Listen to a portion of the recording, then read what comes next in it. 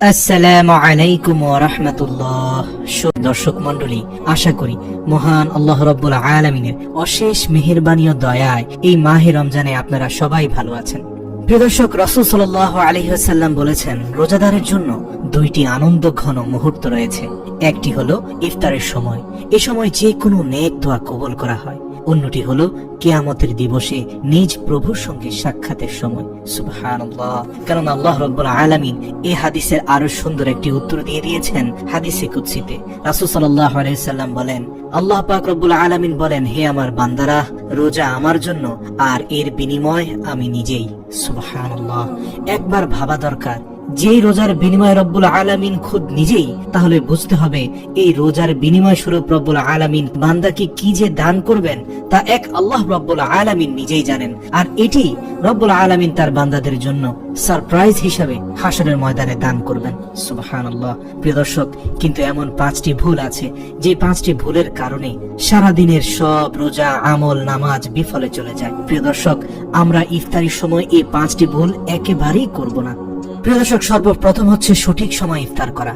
শিয়া সম্প্রদায়রা আকাশ কালো না হলে ইফতার শুরু করেন না, কিন্তু রাসূল সাল্লাল্লাহু আলাইহি সাল্লামের জামানায় তো শিয়া সুন্নি ছিল না। তবুও রাসূল সাল্লাল্লাহু আলাইহি সাল্লাম আমাদের তাড়াতাড়ি ইফতার করার নির্দেশ দিয়েছেন। যেহেতু ইয়াহুদি ও খ্রিস্টানরা রোজা রেখে দেরি করে ইফতার করে, তাই তিনি আমাদের তাদের বিরুদ্ধাচরণ করতে আদেশ প্রদান করেছেন। অর্থাৎ ইয়াহুদি খ্রিস্টানদের ফাস্টিং তথা তাদের যে রীতিনীতিতে রোজা রাখা হয় তাদের মতো করে আমরা ইফতার করব না। আমরা আজান হওয়া মাত্রই সাথে সাথে ইফতার করব। অথচ শিয়া সম্প্রদায় সেই ইয়াহুদি খ্রিস্টানদের প্রচলনই ধারণ করে চলে। কিন্তু আমাদের নবীজি স্পষ্ট বলে দিয়েছেন, তিনি বলেন, লোকেরা ততক্ষণ মঙ্গলে থাকবে যতক্ষণ তারা সূর্য ডোবার সাথে সাথে ইফতার করতে পারবে, অর্থাৎ তাড়াতাড়ি ইফতার করবে। সহিহ বুখারী 1957 নম্বর হাদিস। প্রিয় দর্শক, তিনি আরো বলেন, দিন ততকাল বিজয়ী থাকবে যতকাল লোকেরা ইফতার তাড়াতাড়ি করবে। অর্থাৎ এই পৃথিবীতে ইসলাম ততদিন বিজয়ী থাকবে যতদিন মুসলিমরা রোজার ইফতার তাড়াতাড়ি করবে। কারণ ইয়াহুদি ও খ্রিস্টানরা দেরি করে ইফতার করে। আবু দাউদ শরীফে হাদিসটি রয়েছে। এক্ষেত্রে অনেকে নিশ্চিত হয়েছেন যে সূর্যাস্ত হয়েছে, কিন্তু তারপরেও হতে পারে এমন স্থানে আছেন যেখানে আজানের শব্দ শোনা যাচ্ছে না, কিন্তু তিনি সূর্যাস্ত নিশ্চিত হওয়ার পরেও আজানের অপেক্ষায় বসে থাকেন।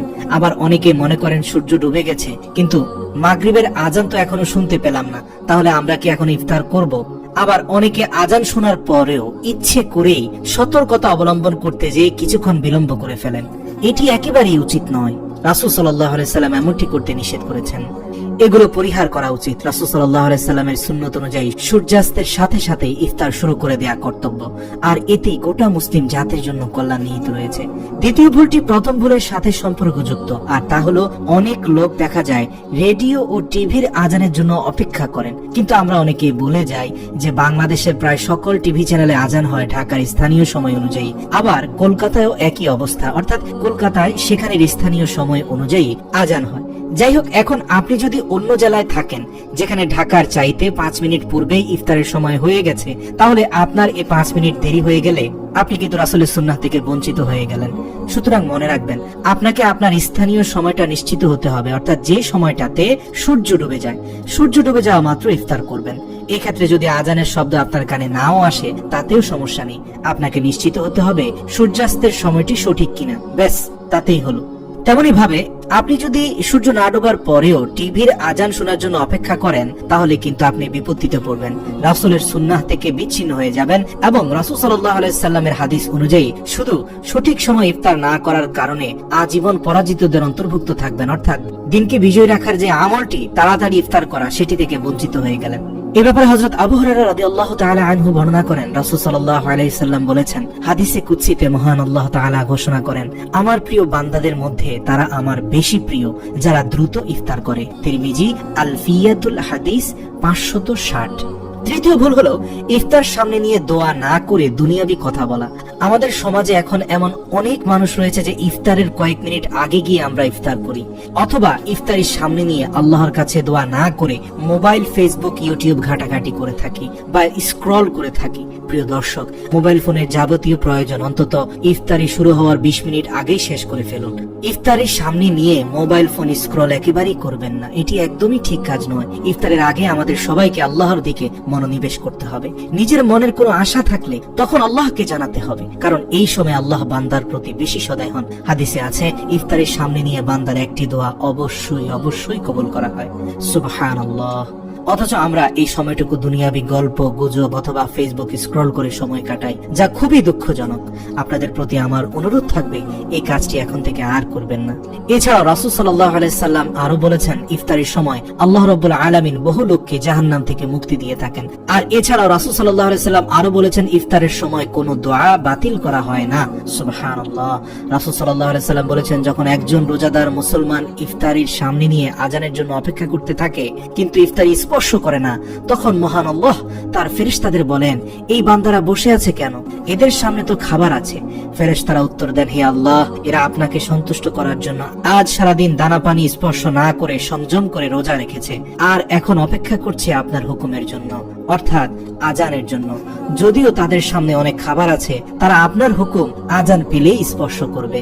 সুবহানাল্লাহ। আল্লাহ ফেরেশতাদেরকে বলেন আমি যখন এদের সৃষ্টি করি তখন তোমরা বলেছিলে এরা কেবল বিবাদ করবে, রক্তপাত করবে, অথচ এরা শুধু আমাকে সন্তুষ্ট করার জন্য সংযম করেছে, ইফতারি স্পর্শ করছে না। দেখো ফেরেশতারা, তোমরা ভুল বলেছিলে। তখন ফেরেশতারা নিশ্চুপ থাকবে। মহান আল্লাহ বলবেন ইফতারি স্পর্শ করার সাথে সাথে আজানের সাথে সাথে এই সংযম পালনকারীদের সকল চাওয়া পাওয়া, দোয়া, মনের ইচ্ছা পূরণ করে দেওয়া হবে। যারা রোজাদার তাদেরকে আমার পক্ষ থেকে ক্ষমার সুসংবাদ দিয়ে দাও, তারা যা কল্পনাও করেনি সেই রহমত ও বরকত দিয়ে দাও। সুবহানাল্লাহ। হাদিসটি রয়েছে বুখারী শরীফে।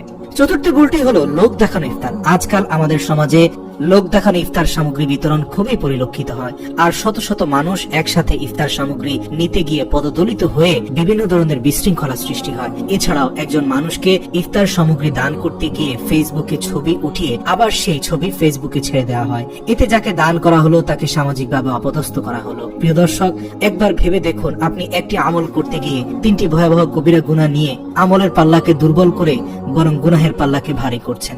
এই কাজ করবেন না। দান গোপনীয়তার সাথে করুন। আপনাকে যদি প্রকাশ করতে হয় এমন ভাবে করুন যাতে দান গ্রহণকারীদের পরিচয় মানুষ জানতে না পারে, কারণ দান গ্রহণকারীদের পরিচয় জানিয়ে আপনি মূলত তাদেরকে ছোট করলেন। কারণ কোনো মানুষ দান তখনই নেয় যখন সে বাধ্য হয়, আর এই সুযোগে আপনি তাদের ছবি উঠিয়ে ফেসবুকে ছেড়ে দিলেন, এতে আপনি তার মানবাধিকার হরণ করলেন, আর এটি ইসলাম কোনোভাবেই সমর্থন করে না।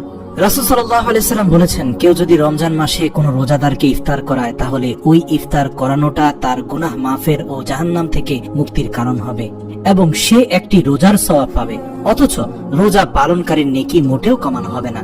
প্রিয় দর্শক, তাই আমরা এখন থেকে প্রতিজ্ঞা করি লোক দেখানো, মিডিয়ার মাধ্যমে প্রচারের স্বার্থে এভাবে আমরা ইফতার সামগ্রী কখনোই বিতরণ করে মানুষকে ছোট করব না। ইফতার সামগ্রীর ছবি উঠিয়ে আপনি ফেসবুকে মানুষকে উৎসাহ দিতে পারেন, কিন্তু যাদেরকে দান করছেন তাদের ছবি উঠাবেন না। এটি একেবারেই ঠিক কাজ নয়। প্রিয় দর্শক, সর্বশেষ ভুলটি হলো পেট পুরে পানাহার করা। ইসলামে পেট পুরে পানাহার সমর্থন করা হয় না। রাসূল সাল্লাল্লাহু আলাইহি সাল্লাম বলেছেন মানুষ যে সকল পাত্র পূর্ণ করে তার মাঝে মানুষের পেট অপেক্ষা আর কোনো খারাপ পাত্র নেই। মানুষের কোমর সোজা রাখার জন্য কয়েকটি লোকমাই যথেষ্ট। এর থেকেও বেশি যদি প্রয়োজন হয় তবে 1/3 পানীয়ের জন্য এবং অবশিষ্ট 1/3 খালি রাখার জন্য। আমাদের খেয়াল রাখতে হবে রাতে তো তারাবি পড়তে হবে। এখন আপনি যদি এত বেশি ইফতার করেন যাতে আপনার পেট কানায় কানায় ভর্তি হয়ে যায়, তাহলে আপনি ক্লান্ত হয়ে কিয়ামুল লাইলের যে ফজিলত তা থেকে বঞ্চিত হয়ে যাবেন। তাছাড়া অতিরিক্ত খাবার স্বাস্থ্যের জন্য ক্ষতিকর। আরেকটি কমন ভুল হলো আমরা সবাই ইফতারির শুরুতেই চিনিযুক্ত শরবত বা অতিরিক্ত ভাজা পোড়া খেয়ে থাকি। অনেকেই তো একটা বেগুনি বা পেঁয়াজ দিয়েই ইফতার শুরু করেন, যা একদমই ঠিক নয়। অথচ নবীর সুন্নত হলো মিষ্টান্ন, ফল, বিশেষত খেজুর দ্বারা ইফতার করা। যদি তা সম্ভব না হয় তাহলে যে কোনো হালকা খাদ্যবস্তু দ্বারা, এমনকি শুধু পানি দিয়েও ইফতার করা যায়। রাসূল সাল্লাল্লাহু আলাইহি সাল্লাম বলেন তোমাদের কেউ রোজা রাখলে খেজুর দিয়ে যেন ইফতার করে, খেজুর না হলে পানি দ্বারা। নিশ্চয়ই পানি পবিত্র। সুপ্রিয় আলোর পথের দর্শক মন্ডলী, আশা করি আমরা এই 5টি ভুল ইফতারের সময় করব না। প্রিয় দর্শক, ভিডিওটি যদি উপকারী মনে করে থাকেন তাহলে অবশ্যই ভিডিওটি শেয়ার করে আপনার বন্ধুদের জানার সুযোগ করে দিন, যাতে ইফতার নিয়ে আমরা এই 5টি ভুল একেবারেই না করি। আল্লাহ রাব্বুল আলামিন আমাদের রোজাকে কবুল করুক আমাদের ইফতারকে, এবং এর উসিলায় পরকালে আমাদের জাহান্নামের আগুন থেকে মুক্তি দান করুক। ওয়া মা তাওফিক ইল্লা বিল্লাহ।